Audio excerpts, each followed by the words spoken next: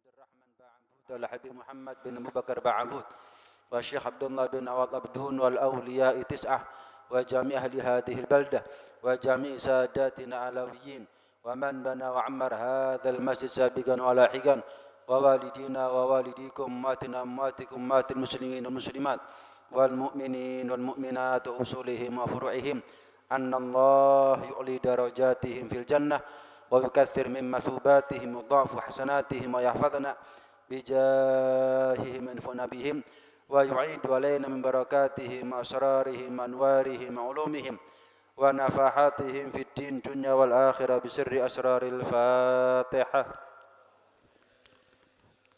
الرحمن الرحيم مالك يوم الدين إياك نعبد وإياك نستعين اهدنا الصراط المستقيم صراط الذين أنعمت عليهم غير المغضوب عليهم ولا الضالين.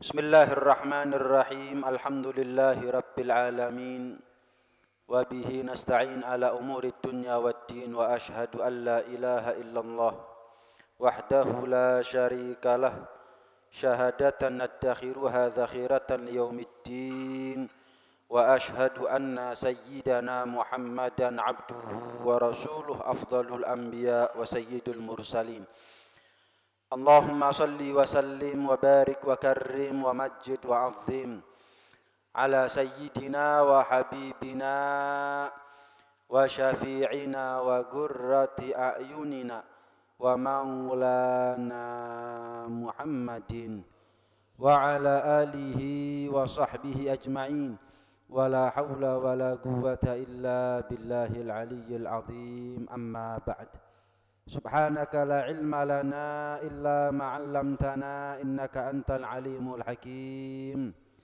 رب اشرح لي صدري ويسر لي أمري واحلل عقدة من لساني يفقه قولي واهد قلبي وسدد به لساني اللهم أرنا الحق حقا وارزقنا اتباعه وأرنا الباطل باطلا وارزقنا اجتنابه واجعلنا من الذين يستمعون القول فيتبعون أحسنه نويت التعلم والتعليم والتذكر والتذكير والنفع والانتفاع والإفادة والاستفادة والحث على التمسك بكتاب الله وسنة رسوله والدعاء إلى الهدى والدلالة على الخير ابتغاء وجه الله ومرضاته وقربه وثوابه سبحانه وتعالى وصلى الله على سيدنا محمد وعلى آله وصحبه وسلم والحمد لله رب العالمين.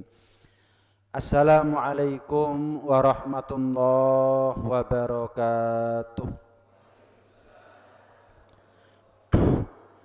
Alhamdulillah, senantiasa kita sama-sama banyak bersyukur kepada Allah atas segala limpahan nikmat, anugerah maupun karunia yang hingga detik ini kita masih dipercaya dan diamanati oleh Allah Subhanahu wa taala dengan nikmat demi nikmatnya. Mudah-mudahan sebagaimana Allah berikan kepada kita kemudahan nikmat, Allah berikan kepada kita kemudahan syukur sehingga nikmat itu menjadi nikmat yang awet, nikmat itu menjadi nikmat yang ditambah oleh Allah Subhanahu wa ta'ala. Amin Allahumma amin. Melanjutkan pengajian kitab yang pertama, pembahasan tentang fikih. Mulailah kita masuk dalam pembahasan wudu.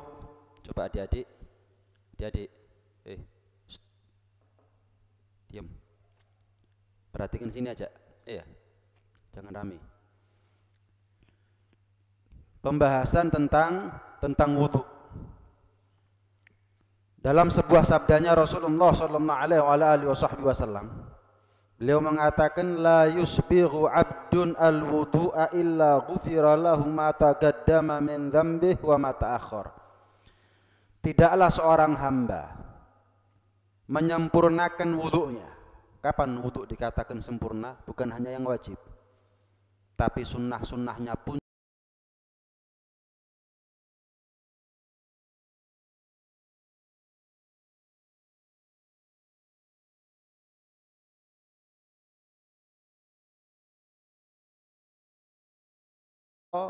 baik dosa yang telah lalu maupun maupun yang akan datang. Kula badhe tanglet. Dosa kula panjenengan sedaya niki kedhik napa kathah? Kathah. Maka kalau wudu, sempurnakan wudunya. Ojo cepet-cepetan. Masih adem. Diusahakan sekaligus dengan sunnah-sunnahnya. Siapa orang yang menyempurnakan wudunya, diampuni dosanya, baik yang telah lalu maupun yang akan datang. Maksudnya gimana, Beb? Kan belum melakukan dosa kok sudah diampuni duluan. Dijaga, dituntun, dibimbing oleh Allah Subhanahu wa taala daripada perbuatan maksiat di masa yang akan datang. Dan dikatakan barang siapa yang memperbaiki wudunya, maka secara enggak langsung dia tergolong orang yang memperbaiki sholatnya. Kita kalau kepingin sholatnya khusyuk, yang khusyuk kalau wudu. Kalau ada orang sholatnya enggak khusyuk, itu tandanya wudunya belum khusyuk. Kalau ada orang sholatnya cepet-cepetan, itu tandanya dia kalau wudu juga cepet-cepetan. Kalau ada orang kapan sholat terpaksa, pasti wudunya juga terpaksa. Pernah diceritakan Sayyidina Ali Zainal Abidin. Sayyidina Ali ini cicitnya Rasulullah. Itu kalau wudu semaput-semaput, hadirin. Wudu dereng mantun semaput. Bangun wudu lagi dereng mantun semaput. Ditanya sakit, belum sarapan, banyak pikiran, enggak. Atadruna baina yaday man agum. Tahu enggak kalian yang membuat aku pingsan ini apa sih? Wudu ini persiapan mau ketemu sama siapa? Ketemu sama Allah. Apa modalnya aku untuk berani ketemu sama Allah? Jadi kepikiran. Saking wajib, coba gak wajib, gak wani aku sholat. Kalau kita kan saking wajib, coba gak wajib, gak sholat. Itu kita. Kalau beliau saking wajib, coba gak wajib, gak wani aku sholat, gak wani. Duwe apa? Beliau kepikiran ketika wudu, ini persiapan mau ketemu sama Allah. Berat. Akeh dosane tapi wani-wani ini kepanggih Gusti Pangeran. Wedi semaput. Siapa orang yang bagus wudunya, bagus sholatnya, dan siapa orang yang memperbagus sholatnya, Allah akan memperbagus urusan dunia maupun akhiratnya. Saya ulangi, siapa orang yang mau berusaha untuk memperbagus dan menyempurnakan wudunya, cepat atau lambat dia akan menjadi orang yang memperbagus, menyempurnakan sholatnya. Siapa orang yang menyempurnakan sholatnya, Allah akan sempurnakan urusan akhiratnya, urusan dunianya. Ini yang pertama. Kemudian Rasulullah SAW juga mengatakan as-sholatu khairu mawdu. Sebaik-baiknya posisi seorang hamba di sisi Allah ya ketika sholat. Agrabu ma yakun bainal abdi wa rabbih fi sujudih. Dalam satu sabdanya Rasulullah nanti dawuh, cedek-cedeke menungso marang Gusti Pangeran kapan sujud. Celak-celake menungso kali Gusti Pangeran itu kapan sujud. Posisi terdekat seorang hamba dengan Allah ya ketika sujud. Fa'aktsiru fihi du'a. Maka kalau sudah sujud diperbanyak doa. Mau sujud pertama, sujud kedua, rakaat pertama, rakaat kedua, apalagi rakaat terakhir, sujud terakhir. Tapi bukan hanya doa itu ketika sujud terakhir toh. Mau sujud kapanpun itu adalah posisi terbaik antara seorang hamba dengan Allah. Saya yakin jenengan kalau madep ke presiden, madep ke raja, pasti dengan posisi yang sempurna. Tidak mungkin kita menghadap ke raja atau presiden, kemudian kita jalan di depan presiden sambil malang kerik misalkan, nggak mungkin. Pasti kalau kita jalan depan presiden dengan sopan, bicara dengan sopan, berdiri dengan sopan. Kenapa? Karena berhadapan-hadapan dengan presiden atau raja itu adalah posisi yang mulia, apalagi dengan Allah Subhanahu wa taala. Apalagi dengan Allah Subhanahu wa taala. posisikan kita kepada Allah dengan posisi yang sempurna. Ayo anaknya siapa? Ayo anaknya siapa? Monggo, biar enggak rusak kehormatan masjid, biar enggak ganggu pengajian. Monggo. Ada? Jangan, kesian enggak ambaan gua akhiri. Ya, di bangku aja, di bangku. Nah, boleh ngajak anak ke masjid itu ngapunten, boleh. Tapi orang tua harus tanggung jawab. Iya. Ini kan pasti punya orang tua semuanya nih. Coba di bangku sendiri-sendiri itu lebih baik. Kalau enggak jadi playgroup nanti masjid ini. Sebab kewajiban buat takmir, kewajiban buat yang tahu untuk menegur. Iya. Nah, enggak dilarang masjid dari anak-anak itu enggak dilarang. Enggak boleh, ya, anak diusir itu enggak boleh. Tapi karena masjid ini punya aturan, masjid ini rumahnya Allah, ya ada konsekuensinya memang ngajak anak ke masjid. Di bangku itu hebat.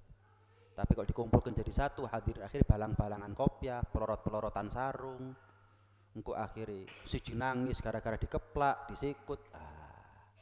Sering saya sampaikan itu. Masjid tidak dilarang dari anak-anak, tapi orang tua ngajak anak, anaknya harus di bangku. Kenapa? Kalau dikumpulkan jadi satu, rame karepe dhewe. Engko lek aku sing ngomong jarine aku sing ngamukan.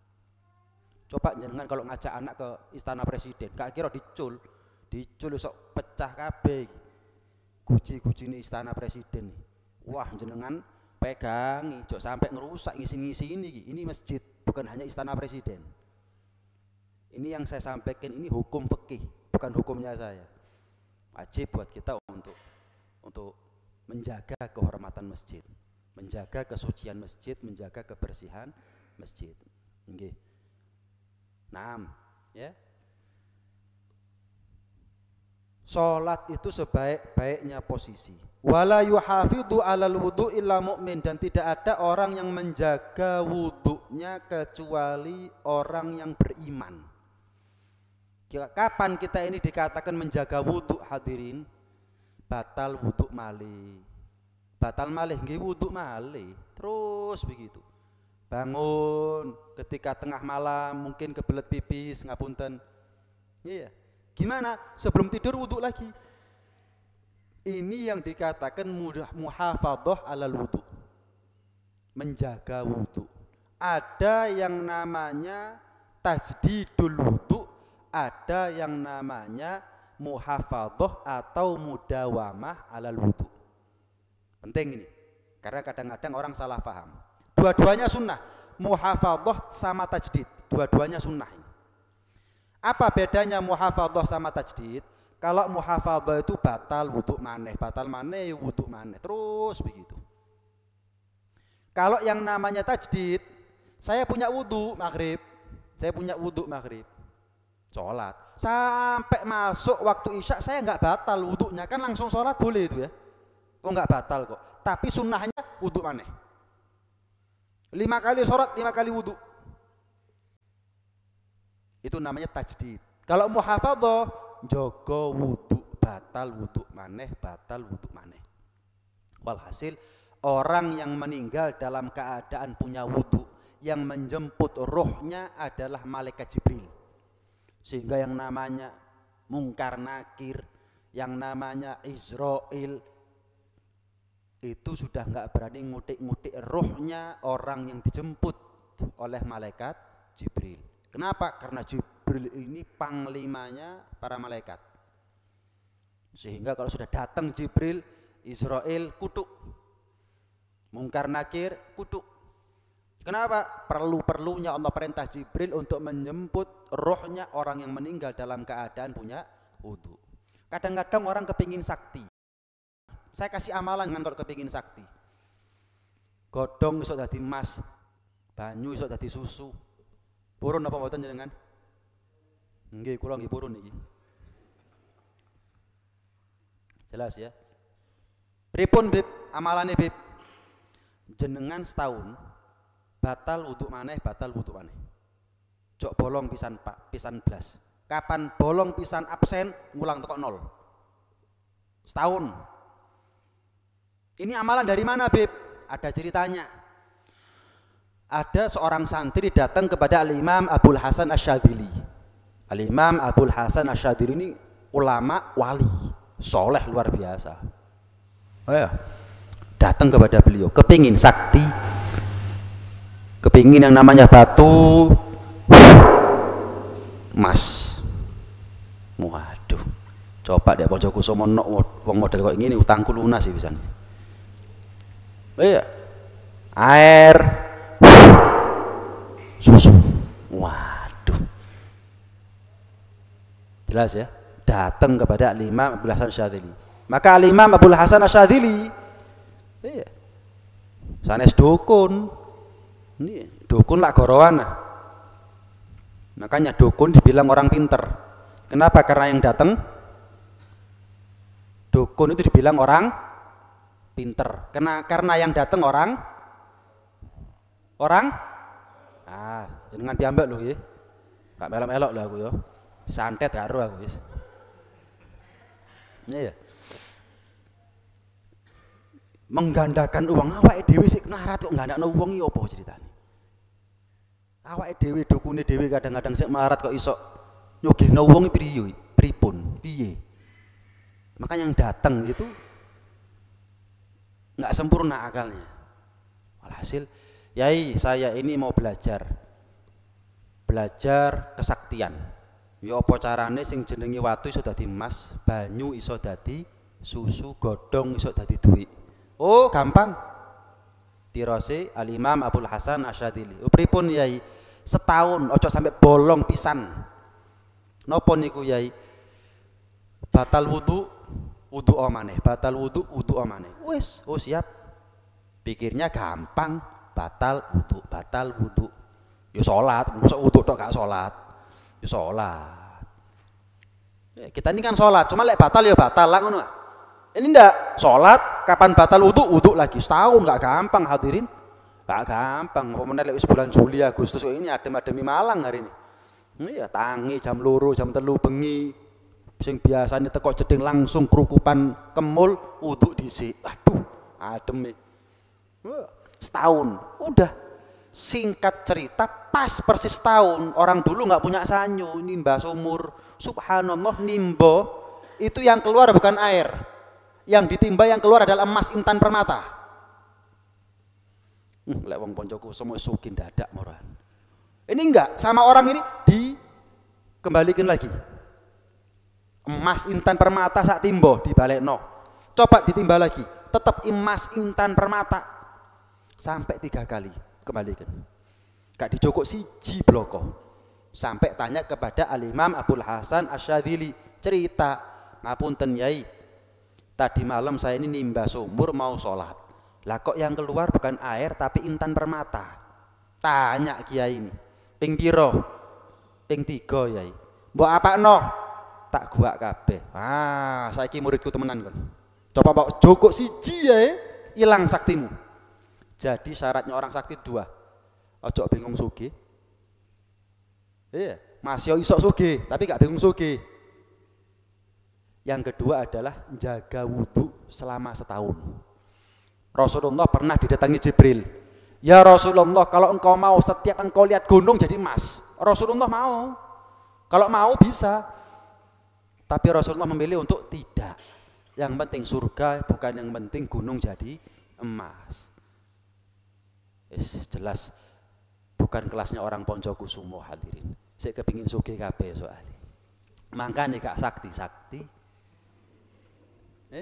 Karena hatinya masih cinta sama dunia. Nah, sakti sing tenanan iki. Sakti sing tenanan.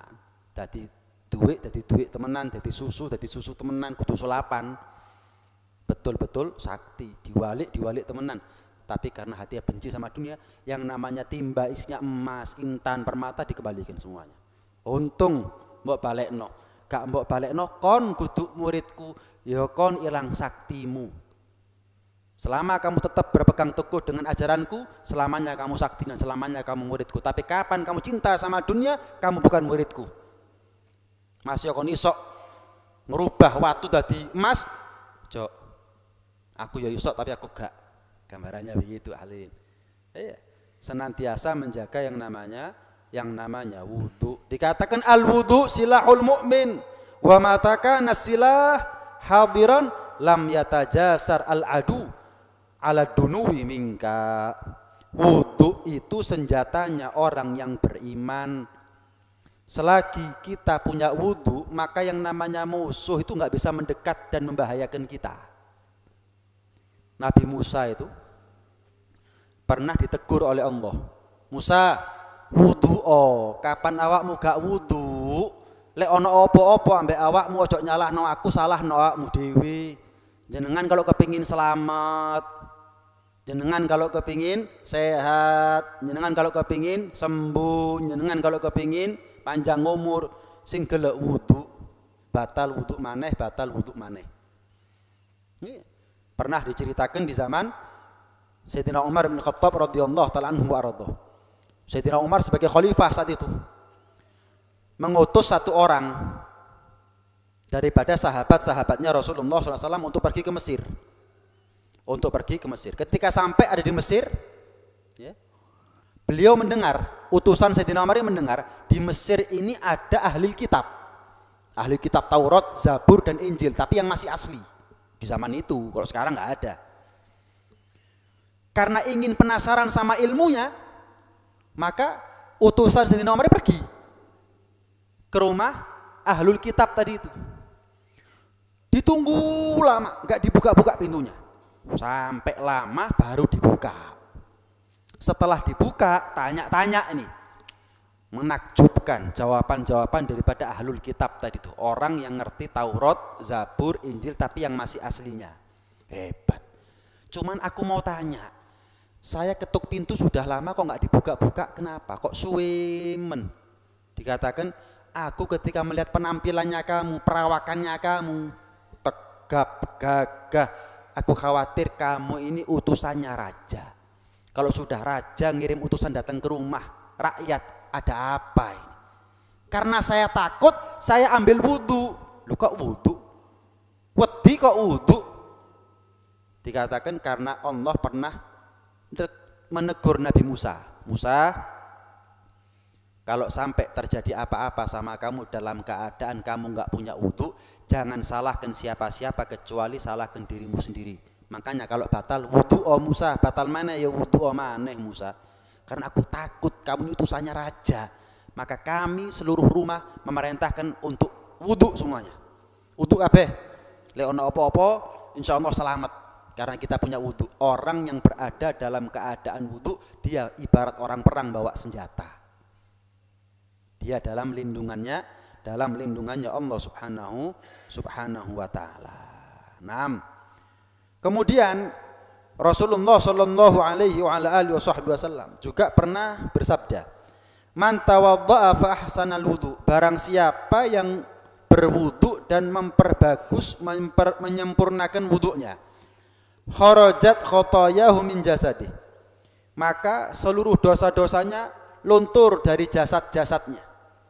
Siapa orang yang wudu dan memperbagus wudunya, maka dosanya luntur dari badannya. Hatta takhruja min atfari, sampai yang namanya dosa itu menetes ada dari kuku-kukunya. Kita kalau wudu, jari tangan, jari kuku kan wajib, jari tangan, jari kaki kan wajib dibasuh. Walaupun tetesan-tetesan air wudunya kita itu ibarat tetesan-tetesan dosa-dosanya kita. Makanya hukumnya makruh kapan jenengan wudu jenengan andui. Kecuali kalau ada uzur seperti apa? Terlalu dingin cuacanya atau airnya. Sehingga jenengan bersihkan pakai handuk nggak apa-apa. Tapi kalau tidak dalam keadaan uzur, makruh hukumnya jenengan wudu kemudian diandui. Atau misalkan kadang-kadang ada orang wudu itu mukanya dibersihkan dari air wudu kemudian ditepihkan. Makruh hukumnya. Kenapa? Karena setiap tetesan bernilai pahala. Setiap tetesan itu bernilai ampunan dari Allah Subhanahu wa taala.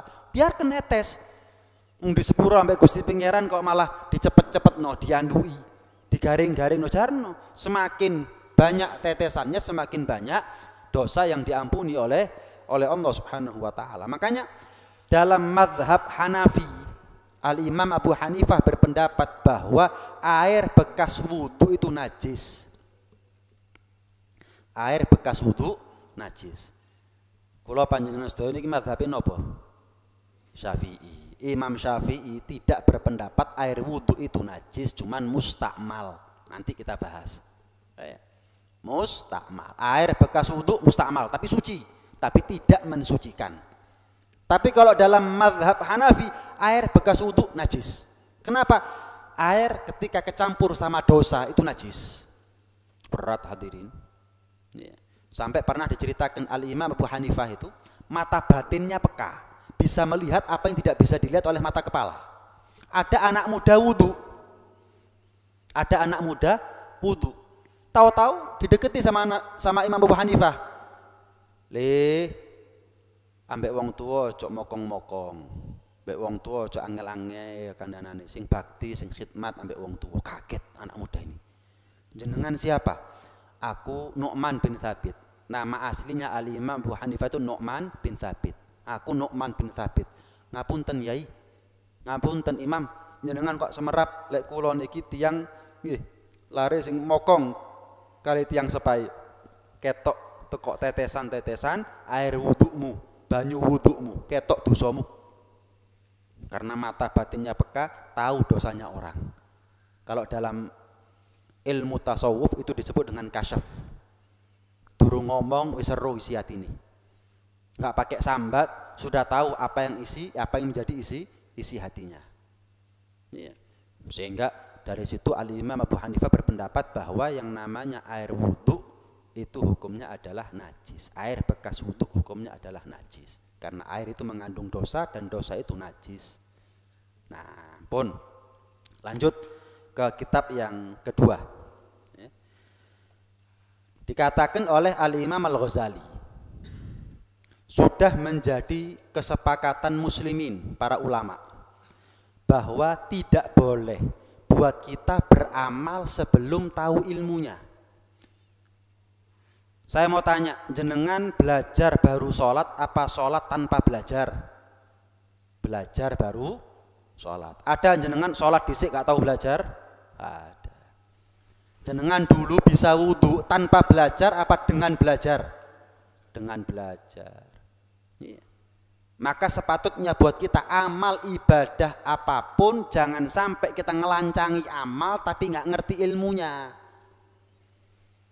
Saya mau tanya, kalau ada anaknya jenengan gak iso nyetir tapi nyelang kunci sepeda motor jenengan, dikasih? Enggak. Kenapa? Ya celaka, Bib. Sama anaknya jenengan minta kawin tapi nggak belajar ilmunya, ilmu rumah tangga, apa dikai kuncine? Apakah celaka di jalan itu lebih menakutkan daripada celaka dalam rumah tangga? Sholat aja belajar, padahal pirang menit sih sholat itu. Wudhu belajar, padahal berapa menit sih yang namanya wudhu itu? Umroh itu berapa jam? 3 jam, 4 jam selesai, belajar kita. Haji 3-4 hari selesai haji, belajar kita. Lah mosok kawin berumah tangga sampai seumur hidup nggak belajar, masuk akal? Nggak masuk akal. Sering saya dapat sambatan dari anak-anak muda yang gagal dalam rumah tangganya. Kalau ditanya apa penyebab terbesarnya, wani rabi tapi gak kadik belajar. Terus terang, wani rabi tapi gak tahu belajar, itu sama seperti orang nyetir tapi gak tahu belajar, celaka dan mencelakakan. Gak sing lanang, gak sing wedok, kudu lek gelem rabi, purun rabi, ya harus mau belajar. Sholat hitungan menit, wudu hitungan menit, sinau dhisik, gak moro-moro sholat, gak moro-moro wudu, lah kok moro-moro rabi sing urusane seumur hidup. Hadirin, wong tuane ngkei izin, ngkei restu, jangan belajar dhisik, dipikir gampang rabi. Enaknya sedilut, ya. Enaknya itu sebentar, tapi masalah demi masalah itu seumur hidup. Kalau kita nggak tahu bagaimana Nabi dulu memecahkan masalah, kita memecahkan masalah pakai apa? Tanpa ilmu agama, bagaimana caranya rumah tangga sakinah mawaddah warahmah? Ayo coba. Nasio SIJ seluruh S3, memangnya titelnya, ijazahnya, pangkat jabatannya, kekayaannya, fasilitas rumahnya, besar dan luas rumahnya yang menentukan kesakinahan mawaddah dan rahmah daripada rumah tangga seseorang? Bukan, ilmunya. Sing duwe ilmu durung mesti kok. Sing pintere durung mesti kok bisa selamat dari masalah dalam rumah tangganya. Apalagi kalau tidak berilmu, nekat, rabi. Bahaya hadirin. Karena itu jenengan walaupun ini anak-anak muda ya, nggak tahu kawinnya kapan, belajar dhisik. Sama seperti jenengan durung duwe motor, sing penting isok dhisik. Kapan duwe motor, isok nyetir. Nah, gambarannya situ. Rabine mbuh kapan, sing penting isok dhisik. Meni rabi isok, mben rabi isok, ulan ngarep rabi isok. Ojo sampai meni rabi tapi nggak punya apa-apa. Loh, aku ndidik anakku ya apa? Ndidik bojoku ya apa? Kepingin rumah tangga sakinah mawaddah warahmah, bagaimana caranya? Hukumnya haram. Sepakat para ulama. Amal sebelum berilmu itu tidak boleh. Yang ada ilmu kemudian beramal. Nggak ada orang kenyang dulu baru makan, itu nggak ada. Di ono wong wareg, mari wareg mangan. Nggak ada, makan baru kenyang. Nggak ada orang sholat setelah sholat. Ya apa caranya sholat? Loh, ya apa sampean niku mau sholat kok saya kita kok ya apa caranya sholat? Sama. Mungkin kita ini sholat yang berapa menit sampai sekarang itu kadang-kadang ada pertanyaan kita bingung. Hukumnya ya apa? Apalagi urusan rumah tangga. Sholat itu sifatnya pribadi, rumah tangga 2 kepala, belum kalau sama anak berapa kepala itu semuanya. Apa nggak tambah pelik permasalahan rumah tangga tapi kita nggak tahu ilmunya? Menyusahkan diri sendiri kapan kita berani beramal tapi nggak mau berilmu. Bahaya. Iya, nggak bahaya tah? Bahaya hadirin. Iya, gak spiro cari ini. Nah, bahkan Sayyidina Umar bin Khattab mengatakan, jadi pernah di kota Madinah ketika Sayyidina Umar sebagai khalifah, ada 2 orang penjual sama pembeli ini cekcok, adu mulut, ekeran. Setelah diteliti, ternyata mereka penjual maupun pembelinya sama-sama nggak ngerti ilmu fikih. Ilmu fikih itu bukan hanya urusan ibadah, bukan hanya urusan pernikahan, tapi termasuk ilmu fikih adalah urusan jual beli. Itu namanya ilmu muamalah dalam urusan fikih. Ada jual beli, hutang piutang, sewa menyewa, pinjam meminjam, dan seterusnya. Maka mulai saat itu Sayyidina Umar ngasih maklumat, siapa yang nggak belajar fikih nggak boleh jual beli di pasar kota Madinah. Kenapa? Malam yatafaqqah akal riba wa huwa la ya'lam. Siapa orang yang nggak belajar fikih kemudian jual beli, khawatirnya dia makan riba tapi dia nggak tahu kalau itu riba. Saya kasih contoh. Kadang-kadang kalau ada mau lebaran, itu orang jualan uang baru. Pak, saya tukar uang 1 juta, pecahannya sekian. Kena berapa? 1,100,000. Kita terima uang 1 juta, tapi kita kasih uang 1,100,000, riba. Lu gak ero, Beb. Lu gak ero apa gak gelem ero? Wong pengajian ono kok gak ero.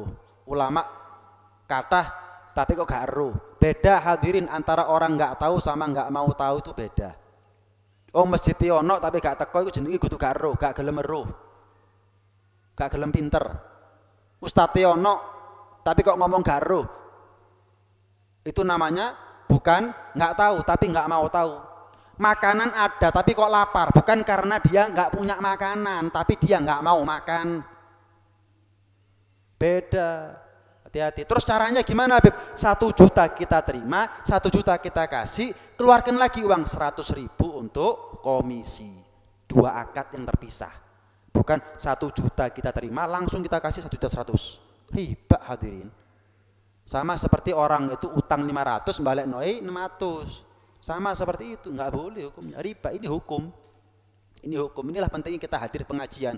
Apa yang kita nggak tahu jadi tahu, apa yang lupa kita jadi ingat. Iya. 6. Dikatakan oleh Sayyidina Umar bin Abdul Aziz, man amila ala ghairi ilmin kana ma yufsiduhu aktsara mimma yuslihu. Siapa orang yang beramal tanpa ilmu banyak salahnya daripada benernya. Jenengan dari Malang mau ke Banyuwangi, tapi nggak tahu jalan, banyak nyasarnya daripada sampainya. Jenengan mau sampai sama Allah, mau masuk surga, tapi nggak mau belajar, ya banyak kesasarnya daripada sampainya. Jenengan mau ke Banyuwangi, pasti berusaha untuk tahu jalannya. Lek gak ero, isok nyasar aku, sing ero kadang-kadang nyasar. Apalagi kalau nggak tahu, sama yang pinter aja belum tentu masuk surga. Ya apa carane bodoh mlebu surga? Ini ojo nemen-nemen lek ngaji. Apa kok lek ero kabeh haram kabeh engko. Semending gak ero ae wis lu. Sing pinter gurung mesti surga, lah kok milih bodoh kepingin surga hadirin. Yang pinter, yang alim itu loh belum tentu masuk surga. Lah kok ada orang zaman sekarang kepingin surga tapi milih bodoh. Cok nemen-nemen lek ngaji. Apa kok ero kabeh. Ngene gak oleh, ngono gak oleh engko. Terus lek gak ero lah gak apa-apa, jari dhewe.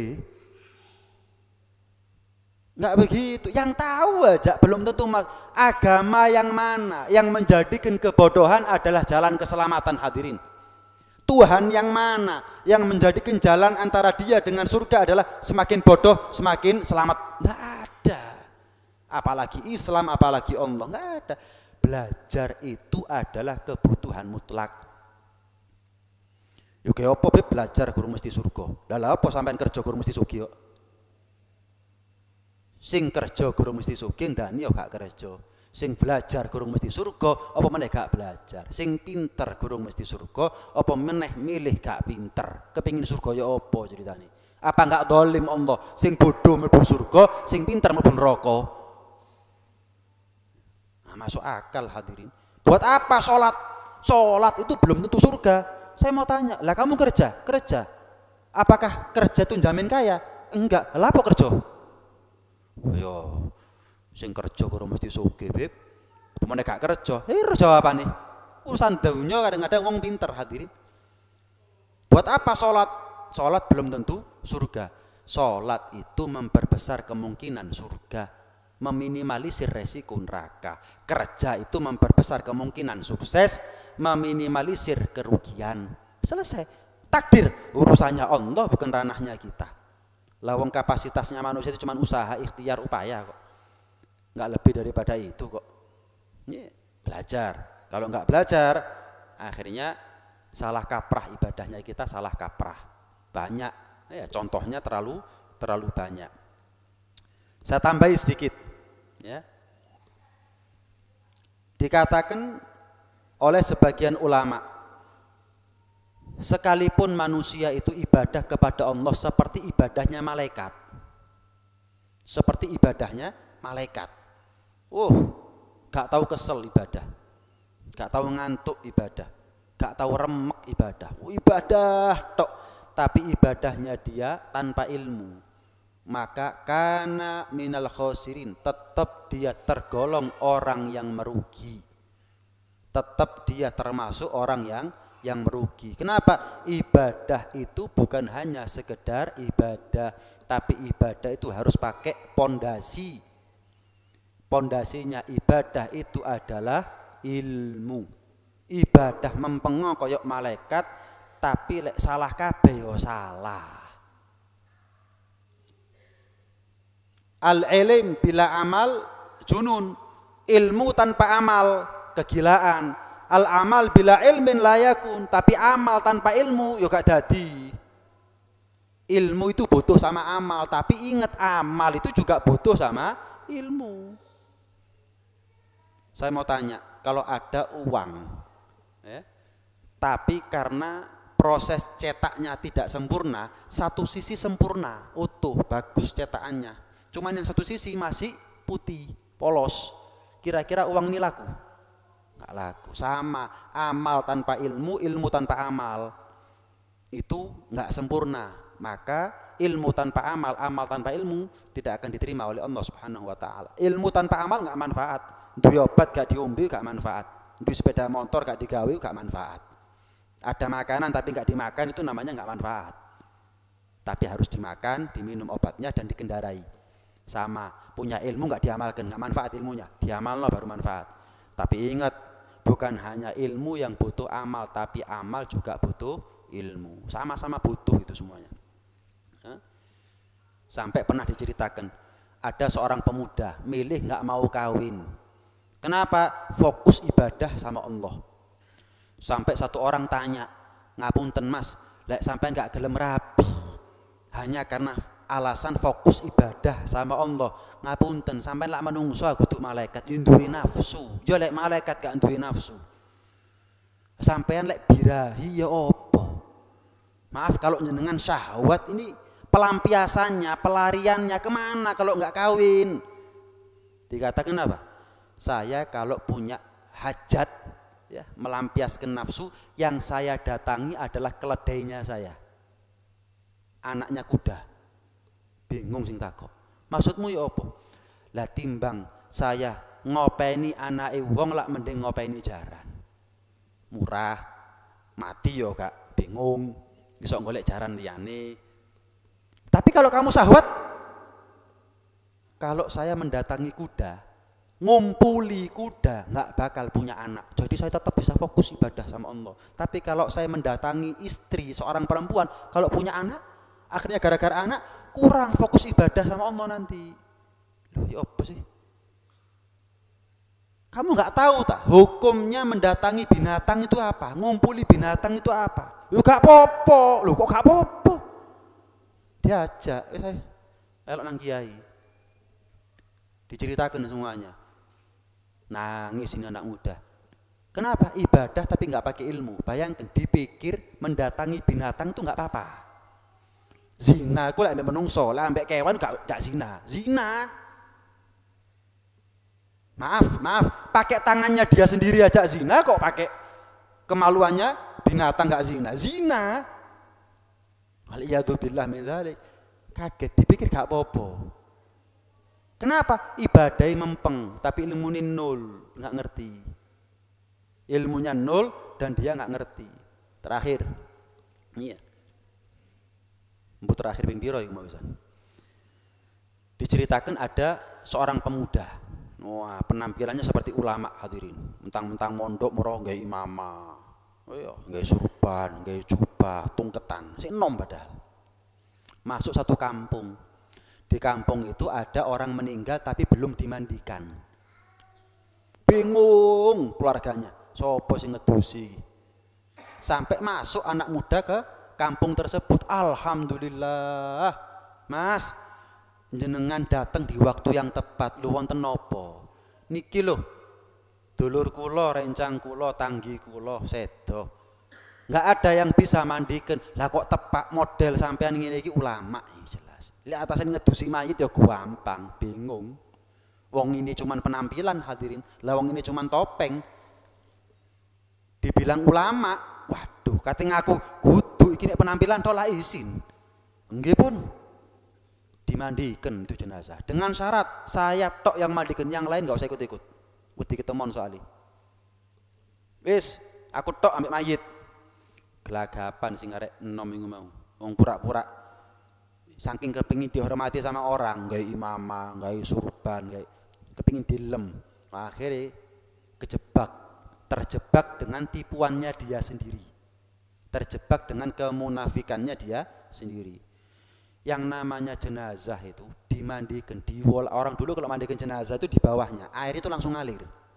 Di bawahnya got atau dam. Langsung ngalir. Orang dulu begitu di desa-desa. Saya pernah nyaksikan itu masih. Iya. Walhasil sampai singkat cerita diwolak-walik jatuh yang namanya jenazah itu. Kintir, langis. Bingung. Keringetan sak jagung-jagung. Ya apa iki? Mikir, ketemu jawabannya. Dibuka. Alhamdulillah. Almarhum ini orang hebat, orang soleh. Kenapa? Yang mandikan bukan saya, diangkat sama malaikat ke langit. Padahal kintir, kanyut. Kenapa? Dia berani ngelancangi amal padahal nggak punya ilmunya. Makanya dikatakan sama Imam Ghazali, awam itu tidak boleh pakai pakaiannya ulama. Imamah, awam, nggak ngerti apa-apa, tapi kepingin diajeni wong, imaman, juban, lengkap sudah. Cek nopo diajeni wong aku. Khawatirnya apa? Dia terjebak dengan penampilannya. Kapan ditakoi lek jawab gak ngerti lah ngledek ae, kostum ati bakno. Karena malu dia untuk jawab nggak ngerti, akhirnya dia jawab sekena-kenanya.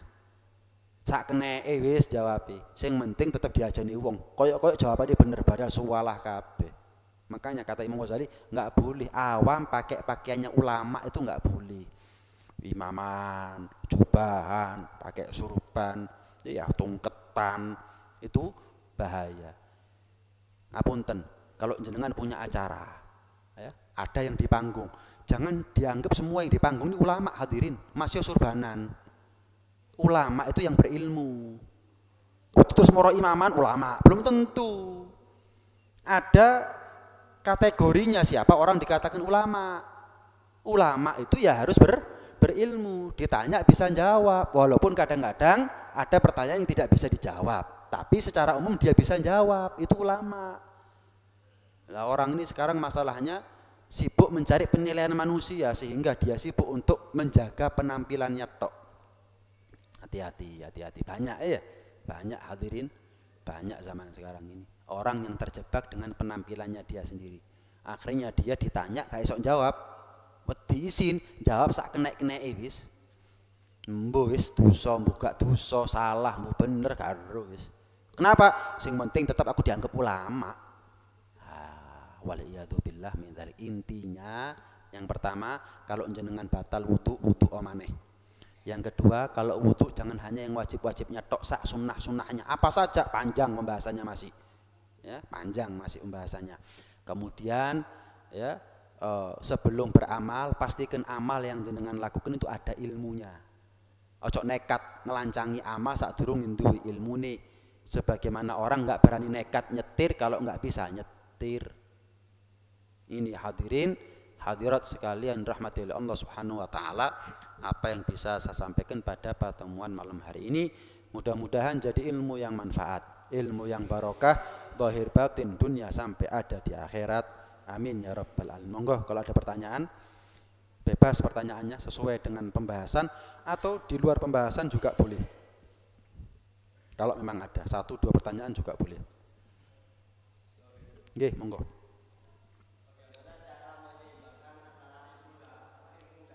Nggih. Iya. Betul. Cara menyeimbangkan ilmu dengan amal. Gini loh, ilmu itu ada yang memang wajib harus kita tahu. Seperti apa? Ya ilmunya tentang sholat, ilmu tentang akidah, ilmu tentang iman. Jelas ya? Ini ilmu yang wajib kita tahu. Dan setelah kita tahu ilmunya, yo sholato, yo imanono. Akidah Ahlussunnah wal Jamaah itu bagaimana? Kita harus tahu ilmunya. Jangan sampai kita ini gembar-gembar Ahlussunnah wal Jamaah ditagi apa Ahlussunnah wal Jamaah embuh. Hati-hati. Kita harus tahu ilmunya. Ini wajib. Ada ilmu yang sunnah untuk dipelajari. Seperti apa? Ilmu yang berkaitan dengan sunnah-sunnah. Ilmu yang berkaitan dengan ibadah sunnah. Cuman pada intinya antara ilmu dengan amal kalau kepingin seimbang, titik kelakon, timbang akeh tapi sing kelakon tetap titik. Mending titik kelakon. Contoh nih contoh. Bayangkan kalau jenengan hafal satu hadis saja. Misal nih, kita pengajian 1 bulan sekali bahas satu hadis. Saya artikan jenengan punya PR ngamalno sampai sebulan. Insya Allah dalam setahun jenengan hafal 12 hadis dan sudah mengamalkannya. Lah kalau setahun, lah kalau 2 tahun 24 hadis. Jenengan tahu amal, ilmu amal. Hadis pertemuan malam hari ini. Kayak tadi, batal uduk lagi. Wis, jenengan lakoni, jenengan lampai sampai sebulan. Itu sudah dikatakan ilmu yang sedikit tapi manfaat. ilmu yang sedikit tapi manfaat. Itu cara menyeimbangkannya. Kadang-kadang orang ini bingung amal tapi nggak bingung ilmu nih. Kadang-kadang kualik pisan, bingung ilmu nih nggak bingung amali. Nggak begitu. Caranya adalah didik tapi kelakon, didik tapi kelakon. Sama seperti sedekah itu loh. Didik sementing ikhlas, timbang akeh tapi gak ikhlas. Walaupun katanya fakir miskin, masuk gak ikhlas gak apa-apa cak, sementing akeh cak. Itu dua sudut pandang berbeda memang ya. Lek nuruti ikhlas gak mangan-mangan aku. Gak warak-warak, gak sekolah-sekolah anakku. Didik kabeh sementing ikhlas. Gak ono sing akeh ikhlas sih. Sama ilmu juga begitu. Didik kelakon, didik kelakon. Cara menyeimbangkannya begitu. Ya, tinggal ilmu yang kita tahu sekarang ini, yang mana yang wajib jenengan lakoni. Jangan pakai dinyang, jenengan lakoni sudah. Tapi ada yang sunnah. Nah, ini diusahakan untuk diistiqomahi. Itu aja, itu sudah dikatakan mengamalkan ilmunya. Ada yang lain? Ye. Kalau kita mau sholat berjamaah di masjid, terus waktunya sedikit dipepet, yang kita lakukan tahiyatul masjid apa kemudian? Sudah sholat apa enggak berjamaahnya? Sudah berjamaah? Oh belum. Ya. Nggih. Jadi caranya itu begini. Sebetulnya sholat tahiyat masjid itu bisa indiroj dalam bab fikih, itu bisa masuk kepada sholat qobliyah. Jadi jenengan sholat qobliyah, tapi niatono pisan yang namanya sholat tahiyat. Sholat pisan niati pindu, ganjaran di pindu double. Itu boleh. Tapi kalau memang waktunya luas, lebih afdol tahiyat dewe, qobliyah dewe. Beb, waktunya masih luang, beb. Tapi saya wis qobliyah tok ae wis tak niati pisan ambek tahiyat. Boleh enggak, beb? Boleh. Intinya sholat tahiyatul masjid itu bisa masuk ke sholat yang lain dalam urusan niat. Mau qobliyah, mau sholat fardunya sekalipun. Jenengan sholat duhur masuk masjid sudah berjamaah, sudah dilaksanakan sholat berjamaah. Wah, jenengan jangankan sholat tahiyat, qobliyah durung. Gimana? Jenengan langsung masuk sholat berjamaah, sholat duhur, sholat wajib, sholat 5 waktunya. Tapi niatono yang namanya sholat tahiyatnya. Kalau qobliyahnya nggak bisa digabung sama sholat yang lain. Tapi kalau tahiyatnya bisa digabung dengan sholat yang lain. Bisa dipahami kira-kira? Ya, begitu. Terakhir kalau ada, ibu-ibu, ada? Saya ini kangen sama pertanyaan ibu-ibu ini. Ya, berapa lama saya ngajar di sini, satu aja ibu nggak ada yang tanya. Kepingin sing takok terus kayak kudung kemarin. Ada? Cukup? Mudah-mudahan jadi ilmu manfaat, ilmu yang barokah, zahir batin dunia akhirat, dan kita dikasih istiqomah oleh Allah Subhanahu wa taala. Rabbana anfa'na bima 'allamtana, Rabbi 'allimna alladhi yanfa'una, Rabbi faqihna wa faqih ahlana wa qarabatin lana fi dinina ma'al kutri untha wa dzakar. Rabbi wafiqna wa fiqhum lima tartadi qawlan wa fi'lan karama warzuqil kulla halalan daima wa akhilla atqiya ulama nahdha bil khair wa nukfa kulla syar. ربنا اصلح لنا كل شؤون وأقر بالرضا منك العيون واقض عنا ربنا كل الديون قبل أن تأتينا رسلا منون واغفر واستر أنت أكرم من ستر وصلاة الله تغشى المصطفى من إلى الحق دان والوفاء بكتاب فيه للناس شفاء وعلى الآل الكرام شرفاء وعلى الصحب مصابيح الغرر. اللهم اهدنا بهداك واجعلنا ممن يسارع في رضاك ولا تولنا وليا سواك ولا تجعلنا ممن خالف أمرك وعصاك وحسبنا الله ونعم الوكيل ولا حول ولا قوة إلا بالله العلي العظيم وصلى الله على سيدنا محمد وعلى آله وصحبه وسلم والحمد لله رب العالمين. الفاتحة. الحمد لله رب العالمين الرحمن الرحيم اهدنا الصراط المستقيم صراط الذين أنعمت عليهم غير المغضوب عليهم ولا الضالين. هذا مني والعفو منكم ثم السلام عليكم ورحمة الله وبركاته.